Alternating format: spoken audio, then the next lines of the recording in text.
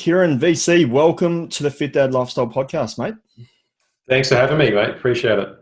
Mate, how many kids do you have and whereabouts are you currently located right now? So I'm currently living in Brisbane, so I haven't gone far after leaving Defence and leaving Enoggera Barracks. But I've got two kids, mate. So I've got my son, Jack, who's 3 years old, and my stepdaughter, Isabel, who's also 3 years old. Yeah, perfect, mate. And how has fatherhood changed your outlook on life, compared to, I guess, the professional career that you had prior? I tell you what, look, I think my mindset's changed without a doubt. I think of things differently. I mean, when you're a single bloke, you think of yourself a little bit, certainly in defence. And then now that I've got two 3-year-olds, I think my approach, certainly risk taking for one is different to what it was. Very conscious that there's people that are relying on me nowadays. So I think my mindset has changed a lot since leaving defence and having two kids now and being responsible. Yeah, definitely. And have you found that mindset from, the defence has really helped with this pandemic and, the different challenges that we've faced as a nation and I guess as a community this year? But I laugh when you ask that question because I saw a meme just recently. So if you've served or you've done time, you're pretty much prepared for the pandemic. And look, it doesn't. Well, I suppose it does help that I am a bit of an introvert. So not having to go out and socialise for me has been quite all right during this period. Having the two kids at home and working full time. Look, it's certainly been challenging. That's probably an understatement with two 3-year-olds running around and trying to work and trying to parent as well. So it's been an interesting sort of year this year with the pandemic, and my military, I suppose, service and background certainly has helped me. I think it sort of has given me structure and has given me the ability to be able to cope with a pandemic. Yeah, definitely. I've talked to a lot of veterans and even, over in America as well, a few Navy SEALs and stuff like that. And, they're all under the same, understanding and belief that, I think that previous military history or service has really, helped us, navigate this a lot easier than I think a lot of the wider community. Yeah, I think some of it's used to taking direction as well, right? So there's a lot of again, I'm generalising here, but I feel as if there's a lot of my civilian friends that haven't had the restrictions as often we do in the military placed on you. So that's just that's sort of normal for us to we've been given a set of guidelines and restrictions, and that's normal. And a lot of people in society don't or haven't had to deal with that before. Yeah, 100%. And mate, two 3-year-olds running around the house, I can imagine it's very crazy at night time. Do you guys have any set nightly routines? And, what are the, ways that you sort of manage that structure within the family, network at night time? Look, absolutely. And it's sort of a blended, well, I'll go back a step and say, look, with a blended family, absolutely. I think that's critical to have a routine. It has worked well. I mean, as I said, 3-year-olds are challenging at the best of times, but look, normally there is that bath routine at night time, eating dinner, sit down at the table, always sit down at the table to eat, upstairs for a bath, usually a story or 2 stories before bedtime, and then in bed, hopefully by 7 o'clock. Now, if I've got plenty of energy, I will use the TV for 5 minutes. So it's like you get 5 minutes to calm and bring them back down. And then after that, it's bedtime. So that's usually the routine at my place. Yeah, our boys are 6 and 3 at the moment, and yeah, it's the same thing. It's absolutely hectic out there, and that nighttime routine is just, it just goes in a flash, but can be totally crazy at the same time as well. In the period at the moment as well, in that phase, I suppose, is of both of them. There's 1,000 excuses before going to bed. So I need to go to the toilet, or light on, I want it off, I want the door half open, half shut, I want, have to have the night light on, or I don't want the night light on, mate. It's whatever works, trying to get them down and get them to sleep. I try not to pander to every women need because it just gets ridiculous, and then it's 9 o'clock at night, you're like, come on, like this is crazy. You've got all your stuffed toys in the bed, you've got all your books laid out, you're supposed to be asleep 2 hours ago. So I learnt pretty early on that routine is imperative to get some sleep myself and to ensure that they get down on time. Yeah, definitely. Are they in the same room? Do they bounce off each other? Like, yeah. No, look, I tried. We did try that once, and look, I'm fortunate that I have the space and had the ability to have separate rooms for both of them. So we went to these separate rooms pretty quickly. Yeah. Because they do. They want to play with each other. They want to stay up, and they keep each other awake, and they egg each other on.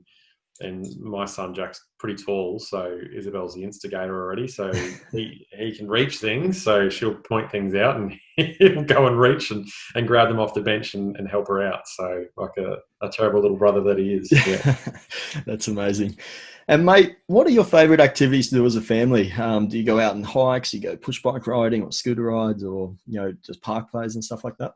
Mate, yeah, look, we do. Certainly, I think for COVID, I think that's been amazing to get outside more. I'll be honest, it was a bit of a reminder that I certainly don't get out enough. I working from home as well currently, so get up early in the morning and you log on, and sometimes logged on before the kids are awake.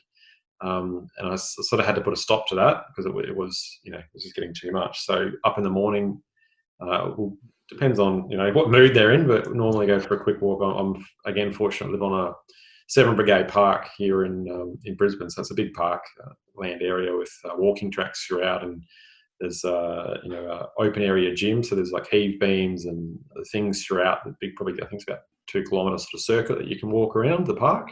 And there's little stations as well, so you can have some activity with the kids if you go for a walk and have a bit of a play. And I know my son loves jumping up on the heave beams and trying to do heaves and that as I'm walking past, and Isabel does as well, actually. So look, it's that routine of trying to do that at least a few times a week. That's in the morning, and then in the afternoon, like we do try and do a few times a week, as well as either a push bike ride with the kids. They are small, so they do tire out pretty quickly. So then that's the workout of having to carry the bike or the scooter home, right? Yeah, definitely. The adult. Yeah, mate. We've had that many a times where you're on the scooter, and like we bought a couple of adult scooters as well, just so we could all go for scooter rides. We got a couple of bike tracks as well, and mate, there's many a times that the kids are in front of your feet and you're holding the scooter on the handlebars, and you're like getting them home as quick as possible because they're a kilometre away, and it's game over. So yeah, look, I mean, it is every time we go out, and we take a scooter or a bike, and we're walking. It's like, well, we're not going to go too far because I'm going to have to carry this back a kilometre. Yeah. Mate, how has your training, your personal, fitness changed? I guess from the military career to then the mining to what it is now. Yeah, look, I tell you what, I left defence. Downhill something severe. I'd stopped training completely. I was just focused on work. I was focused on getting a job too, right? So I left defence. Jack wasn't born at that point in time. Over in the mines, I think I slept on the side of the road and next to my ute to start working in the mines after leaving defence because I couldn't get a job in Brisbane. The day that I arrived in Kalgoorlie, I started working in the mines, but I was doing 12, 13, 14-hour days sometimes. So it's a lot of physical work as well. I was working on the drill rigs, so I was bloody fit in that regard of picking up. So I was doing sample bags. So it's on an RC rig, a type of drill rig. And they're probably 50, 60 kilos, these bags. And right. Literally they fill them up with dirt or a sample, and you're picking these things up and walking them 10, 20, 30 metres to a line and placing them down. And sometimes you're running back to get the next bag on to fill up the sample as it's drilling into the earth's surface, the rod. So, I was pretty fit in that regard. Yeah. However, there was no gym. I wasn't running, wasn't doing nothing else besides that. But mate, you're absolutely wrecked by the end of the day anyway. You don't have time to do that. And it was sort of 2-3 weeks on, and then I get a few days off, and that always needs blokes, and I needed the money, so I didn't have heaps of time off. So I'd say there was no sort of routine with fitness in the mind at all. I went underground. I think it got worse when I went underground. Started driving the haul tracks underground, and then I did sign up in the gym at Kalgoorlie, and so I do a week on, so a week a day, so 12-hour shifts and a week off. And during that week off, I maybe go once or twice to the gym, but not heaps, mate. Yeah, I'd stopped running. I had a number of injuries as well through my career. So knees, fasciotomies, complex tears, done both my shoulders as well. So I wouldn't say, I can do most things, but, there's certain things I sort of stay away from, like deadlifts nowadays. I don't particularly, who likes doing it anyway, but, my legs don't really like that, or squats. Yep. too heavy. So no more than 100 kilos on squats, otherwise knees start hurting. So look, it certainly has changed my routine. Then back in Brisbane now, because I'm getting older as well. Yeah. I've just started up at 12 Rounds Fitness of all places. So sort of aerobic fitness, boxing, Yep. sort of scenario.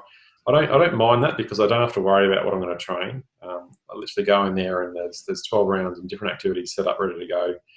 Go in there, do 45 minutes, jump back in the car, and then I'm done, and I've done my exercise sort of thing. So Yeah, mate, I don't mind those whole concepts because you can sort of go there at any time throughout the day and get it done, and you're not restricted by class times and all these different things. I think it's probably going to be something that we see a lot more of. yeah, look, I am relatively time poor. I mean, a lot of people are, and that's probably my biggest sort of hurdle is managing pickups, drop-offs of kids, and then trying to race in a gym session or something, then trying to get to work at a set time as well. Like and then your kids don't want to get dressed in the morning, or you delay it half an hour, and then the first thing to go, often unfortunately, is I don't have time for a session now. I've got to get to work, and then trying to do it in the afternoon. So I think for me, it's that putting aside time to go, I will go 3 or 4 times a week, and then either getting up earlier to facilitate that, or we're trying to leave work earlier to try and do that as well. But hey, it doesn't always work like that. No, that's right. And mate, if you could go back to Dan Keighran on day one of fatherhood and tell him something that you know to be true today after everything you've experienced over the last 3 years, what would you do going back to day one? Wow. Okay. Look, would I do anything different? Yeah, probably. I never look back and go, look, I'd change things. But I think for me is, you're not going to get it right all the time. Okay. You're going to make mistakes along the way. I think, as long as you're there, as long as you've got time, as long as you've got love for your kids, I don't think you can go too wrong. Yeah. In all honesty. So, I think that's key, as well as taking spare clothes with you wherever you go. Yeah, oh, mate, 100%. It's nearly worth keeping a spare 2 or 3 sets in the car, isn't it? And just set and forget just for that one time. I started doing that, mate, actually early on. I did it once, and I didn't take nappies, or I took one, and then all of a sudden there's poos going everywhere, and I'm like, well, I've run out of nappies. Got to come home now. I've got to keep running around with dirty shorts, and I'm like, Jesus, lesson learnt there. So yeah, mate, I love that when I take the wife's car. Whenever I go somewhere, because if something goes wrong, I know there's going to be a spare something in the car. Whereas mine's just, I always clean it out and keep it relatively tidy. But I think having that grab bag of, spare kids' clothes, I think is going to be important. Yeah, absolutely. But I mean, because Jack's personality and Isabel, they're so very different. So different. It is with that in mind as well. I suppose the advice is that the kids are going to be different, even if they're like Jack's very much into his his blocks and his sticks and his dinosaurs. And then, actually, Isabel's into her dinosaurs now as well. But she is a real little girl and loves the dresses and loves pink and that. So understanding that they have different needs and that, I think, as well as I was treating them both the same there for a little bit, going, well, I can't do this because it's they are very different people already, and you can see the personalities starting to take shape already. So I think that was a bit of a lesson early on for me as well. Yeah, 100%. And mate, what advice would you have for fathers out there about achieving success in their own health and fitness, through fatherhood or on any career path that they might be on? Yeah, but look, I'm in that boat where I am probably a prime candidate of, you need to set aside time. You need to plan, right? You do need to plan, unfortunately, because if you don't, things, life, work, kids will get in the way of you having a healthy lifestyle, which then impacts how you interact with your family as well. So I think that is key, is to maintain the level of fitness, and you can sleep better on that. Everything else, all the benefits associated with being in a good state of mind as well, and being healthy and fit. I think it's key to plan it out, plan your week out, and go, look, I will do 3 sessions this week, or I will go out with the kids. I will go walking. I will do something on the weekend, or take them to the beach, or go swimming, and do it. Because if you don't, and I know it's COVID's been a bit tough, but if you don't, it's very easy to fall off the wagon. Yeah, 100%. And mate, the new book, Courage Under Fire, comes out 27th of October. Are you able to give us a little bit of an insight into what the audience might be able to expect when they pick up a copy of that? Yeah, mate, look, of course. It's been a long time coming. I've thought about it a number of times, and it came about. I was doing my executive MBA at QUT, and part of one of the units was negotiation, and I decided to look at how I would do a book, and that was part of my unit and my assessment. So from that, I thought, I've done all the research now and how to go about it and approach people. So I went out and talked to Pam McMillan, and they said, look, happy to take this project on.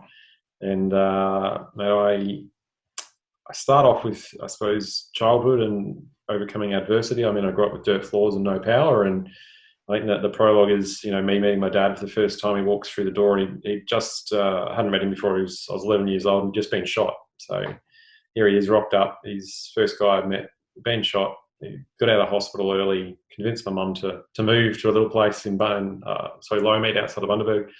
And mate, so it starts off there, and then it goes through my military service and talk about the VC action in Derriput, and then sort of after that, and a bit about my study and working the mines, and I suppose the pressures that are associated with receiving something like a Victoria Cross as well. So, mate, it's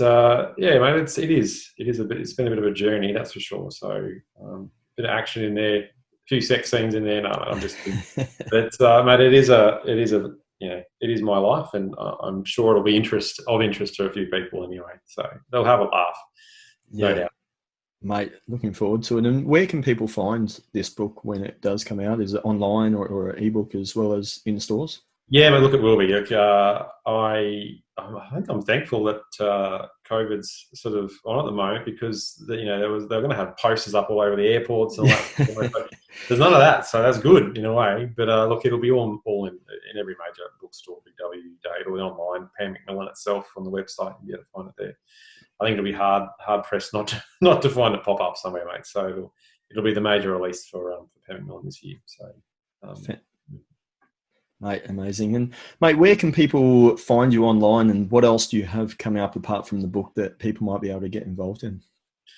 Look, I'm always, I wouldn't say always, but veteran charities is still my passion of trying to help people as well. And having a Victoria Cross facilitates some of the activities that I do. And I am involved with Mates for Mates as an ambassador still. I do assist with Legacy and other events. So this year has been a little bit quiet on that front. I am on the board of the Australian War Memorial as well. So I've got a number of projects. So I am still interested and focused on veterans and trying to support them whichever way that I can.